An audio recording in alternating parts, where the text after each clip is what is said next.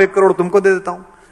इस देश में कोई नहीं पूछता कि आप एक बार विधायक बने थे, 30 साल से आप कैसे घूम रहे हैं इस पजेरों में, हर साल गाड़ी कैसे बदल जाती है, ऐसा कौन सा महान काम आपने किया है, ऐसी कौन सी यूरेनियम की खदान मिल गई है आपको कि पूरे विश्व में बेच रहे हैं आप। ये सदा ऐसे ही चलेंगे। इनके प्रति गुस्सा करिए, नफरत करिए, बदलते रहिए, किसी पार्टी के हो जाइए, किसी के मत होइए, लेकिन मूल जिम्मेदारी आपकी है इस देश की आत्मा को बचाना, इस देश के मन को बचाना।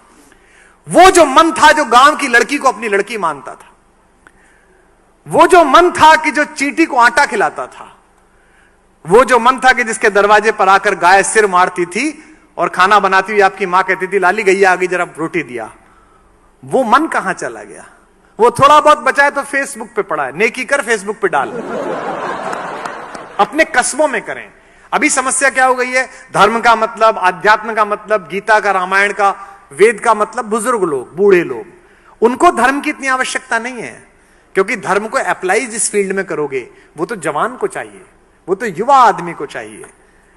तो आप सबके इस फाउंडेशन में नींव जो आपने कार्यक्रम रखा है, इसकी नींव में मनुष्यता का और भारतीयता का जल मिलाइए। जैसे नींव में नीचे जब घर में नींव पूजन होता है तो वो छोटा सा कछुआ रखा जाता है ना, चांदी का, एक सांप रखा जाता है, पंडित जी कहते हैं। तो इसके नीचे भी जो आप अपनी फाउंडेशन बना रहे हैं और जो लोगों की फाउंडेशन आप बनाने तैयार करेंगे, मैं आपको इनवाइट करता हूं और आपको बता दूं, अगर केवल 10 साल कोशिश कर ली, 20 साल कोशिश कर ली, तो मैं दावे के साथ कह सकता हूं कि अगर 19वीं शताब्दी इंग्लैंड की थी, 20वीं शताब्दी अमेरिका की थी और हम लोगों ने 25 साल मेहनत कर ली, तो अगली 4-5 शताब्दियां हिंदुस्तान की होने वाली है, भारत की होने वाली है। क्योंकि सपने जीने वाला देश है, युवाओं का देश है, चिंता करने वाला देश है। अब तो साइंस भी कहती है कि लॉजिक और मैथमेटिक्स ब्रेन की जिस सेल से एक्टिवेट होते हैं उसके लिए बेस्ट एटमॉस्फेयर इंडिया में है।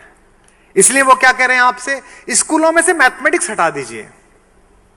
मैं एक सूचना आपको और दे दूं चलते चलते, अभी मैंने पहली क्लास से लेके 8वीं क्लास तक की हिंदी की किताब लिखी, तो कुछ ज्ञानियों ने मुझे कहा कि आपने 8 किताबें लिखी, इतनी मेहनत करी क्यों की, इससे तो आप कोई और किताब लिखते, रॉयल्टी में 5 करोड़ 10 करोड़ रुपए मिलते, इसमें तो कुछ मिलेगा नहीं, स्कूलों में भेजेंगे इनको। मैंने इसलिए वो किताबें तैयार की और इसलिए लिखी कि मैं किताब देख रहा था, बच्चे को कविता सिखाई जा रही थी, 10 साल की छोकरी लिए आम की टोकरी। Have you heard that? देती नहीं आम है, बताती नहीं दाम है। एक छोटे बच्चे को आप सिखा रहे हैं कि लड़की को छोकरी कहा जाता है। एक बुढ़िया का फोटो था, उस पर लिखा था कि बुढ़िया दादी दिन भर बकबक करती, काम नहीं है कुछ भी करती दादी। आप क्या सिखा रहे हैं?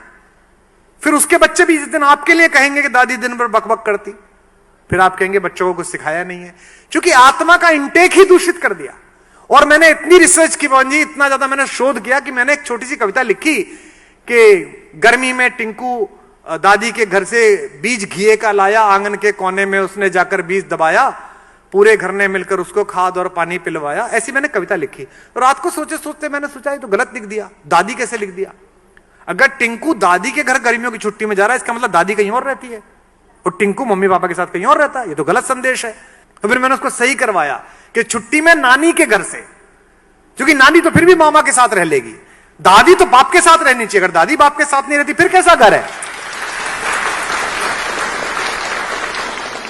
मुझे पता नहीं कितने स्कूल इसे स्वीकार करेंगे, कितनी जगह जाएगी, लेकिन मैंने उस प्रकाशक को कहा है कि मैं समाजशास्त्र की भी लिखूंगा, संस्कृत की भी लिखूंगा, इंग्लिश की भी लिखूंगा, 8वीं तक की तो लिख ही सकता हूं।